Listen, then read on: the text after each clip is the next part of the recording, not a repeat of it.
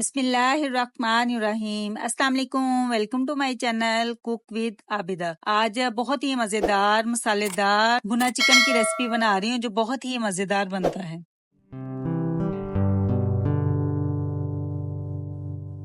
भुना चिकन बनाने के लिए 700 ग्राम मैंने चिकन लिया है और ये मैंने बोन्स वाला चिकन लिया है। इसमें हम 1 टेबलस्पून अदरक लहसुन का पेस्ट ऐड करेंगे। कुछ स्पाइस ऐड करेंगे। 1 टीस्पून सॉल्ट है, 1 टीस्पून सुरख मिर्चों का पाउडर है, हाफ टी स्पून हल्दी है, हाफ टी स्पून धनिया पाउडर है, 1/4 टीस्पून गरम मसाला पाउडर है, हाफ टी स्पून कुटी हुई लाल मिर्च है, 1/4 टीस्पून काली मिर्चों का पाउडर है और 1/4 टीस्पून साबुत जीरा है। ये सारे स्पाइस हम चिकन में ऐड कर देंगे। 1 टेबलस्पून इसमें लेमन जूस ऐड करेंगे इसको चटपटा बनाने के लिए। हाफ कप इसमें दही का ऐड करेंगे।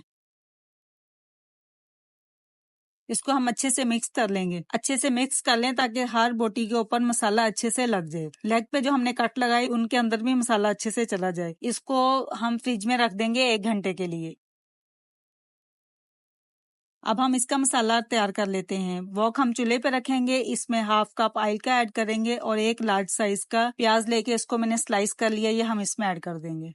इसको हमने फ्राई करना है। खूबसूरत सा गोल्डन कलर आएगा तो हम प्याजों को बाहर निकाल लेंगे ऑयल से।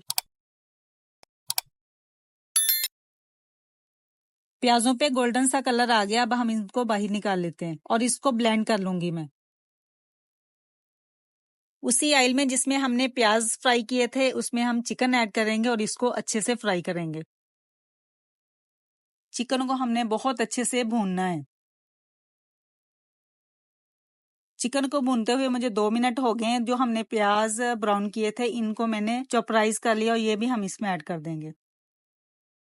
चिकन को अच्छा सा गलाने के लिए इसमें हम हाफ कप पानी का ऐड कर देंगे और इसको 10 मिनट का दम लगा देंगे।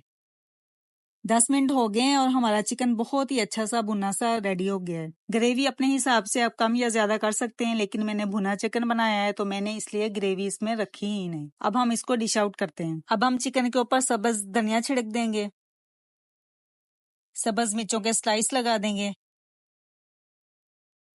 बहुत ही मजेदार हमारा चिकन रेडी हुआ है। मैं आपको एक बोटी तोड़ के भी दिखा देती हूँ। जूसी मजेदार चटपटा सा हमारा चिकन रेडी हुआ है। बीफ हो, मटन हो या चिकन हो, खूब अच्छा सा गला हो तो फिर ही खाने का मजा आता है। आप इसको नान के साथ भी सर्व कर सकते हैं और बॉइल्ड चावलों के साथ भी। उम्मीद है आपको ये मेरी रेसिपी पसंद आएगी। पसंद आई तो लाइक और शेयर कीजिएगा और मेरे चैनल को जरूर सब्सक्राइब कीजिएगा। नेक्स्ट वीडियो तक के लिए अल्लाह हाफिज।